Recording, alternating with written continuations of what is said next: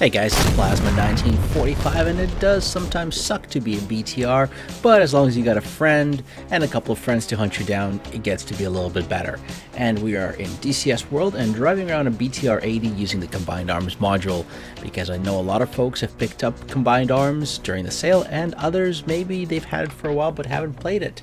But as we go forwards, make sure you do hit subscribe if you haven't subscribed yet, and leave comments if you do have the module. Now, Combined Arms is pretty awesome because you can get down to the ground level.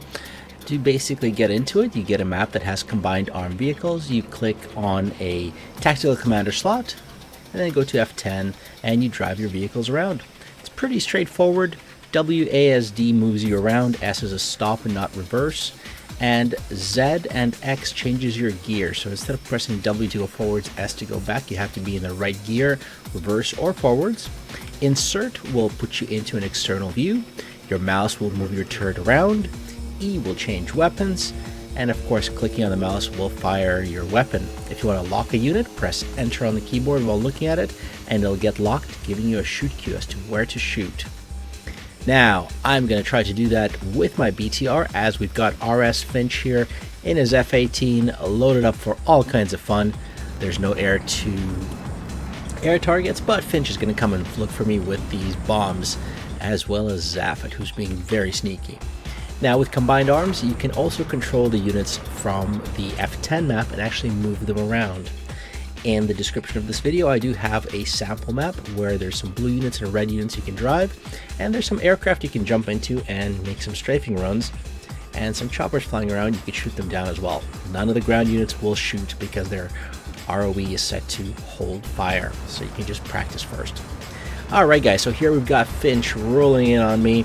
I asked him to be nice to me with just a 20mm cannon, and you can see Zaphod in the back there. He's in a Tunguska shooting at Finch with high-speed cannons.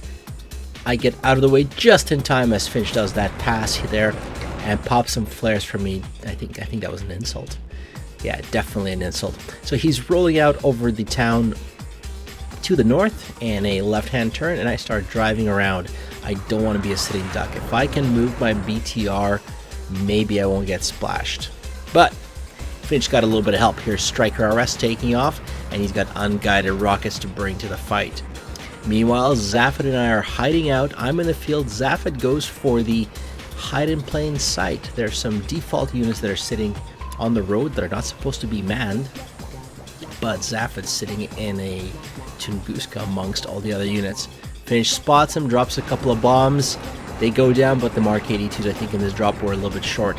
Zaphod realizes he needs to get out of dodge and starts driving away. Meanwhile, Plasma's in the middle of the field, just driving around in circles. Finch and Striker have set up a left turn orbit above us, looking for us, trying to spot which units are moving, which radars are spinning. Couple of bombs out from Finch. He takes out Zaphod in his SA-19 before Zaphod can do much. That's not too good for Zaphod, and there is me in the middle of the field. Striker comes in, air-to-ground rockets.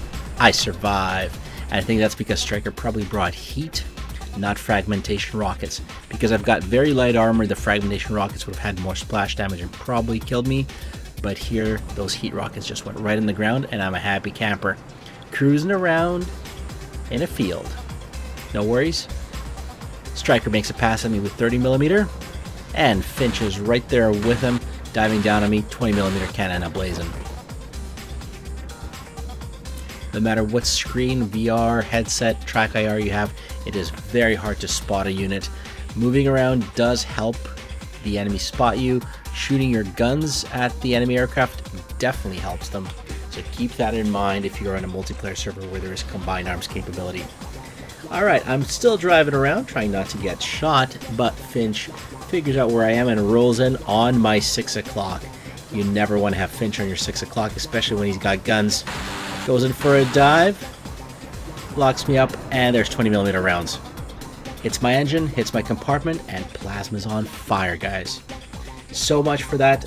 Combined Arms is a lot of fun. Download the map, save it to your local missions, and run it. Jump into a blue JTAC or a red JTAC, drive a couple of tanks, shoot at the enemy units, try to take down a chopper, and you can actually change the ROE on the enemy units to shoot back at you.